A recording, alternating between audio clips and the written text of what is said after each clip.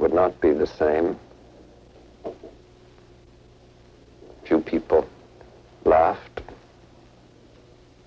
Few people cried. Most people were silent. Now I am become death, the destroyer of worlds. This is J. Robert Oppenheimer, also known as the father of atomic bomb, a lead scientist in the Manhattan Project and on the life of which Christopher Nolan new film based on.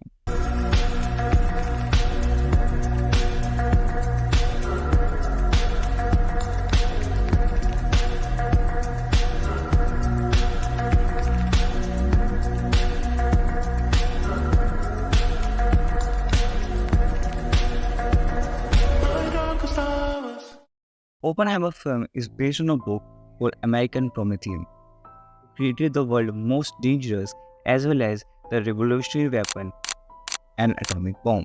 And according to us, this film might become the world's biggest biopic ever made in the history of world cinema.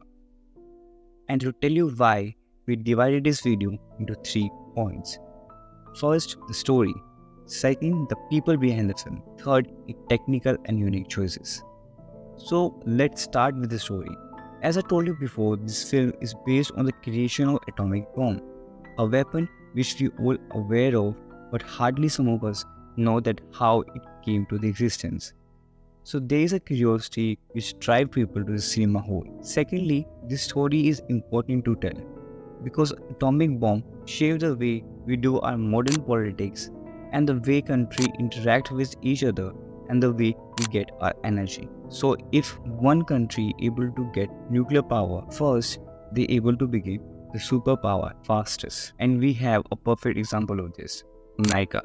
Fun fact guys, there are only 9 countries which have the nuclear weapon out of 193 of them. And the second reason behind my claim is the people associated with this film. When you look at the star cast of the film, you find the actors like RDJ, Cillian Murphy, Emily Blunt, Florence Pugh, Matt Damon, Rami Malek are all the A-listed actors. And when the last time you see these many talented actors working together? If you exclude the films from Marvel and DC like Avenger and Justice League.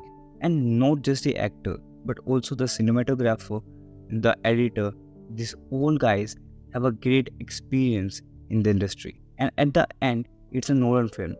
The one reason we all are excited about.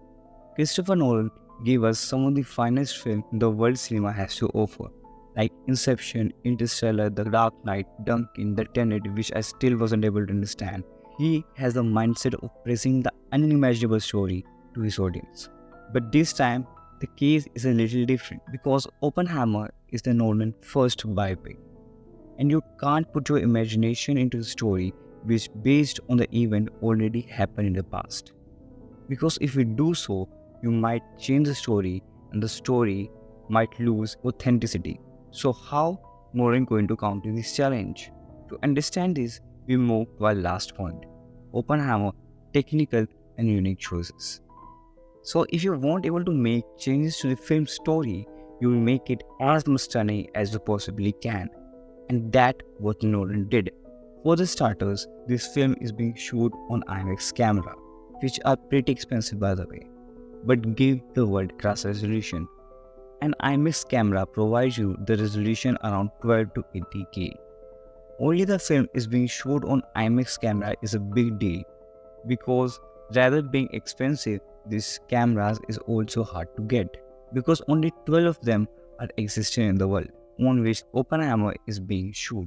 Also, this movie is being shot on film reels, not digitally. Even those filmmakers who shot on film reel, they go through a digital process where they scan, edited and color collected the whole film digitally and then projected it digitally as well. Mean they shoot the film using traditional method, but at the end they go through a digital process for their finishing.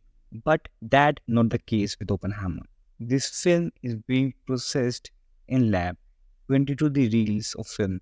Then those printed reels are converted to video for editing. When the edited are locked, the original film is cut and pasted together. Then the color timer adjusts the timing of the color. And then the cut is printed to the reel of films. This is the process which the old filmmaker used when the digital camera is not a thing. Nolan also mentioned that he shot this film in 70 mm format, which is the highest format available in film reels, and produced the highest quality resolution. Why?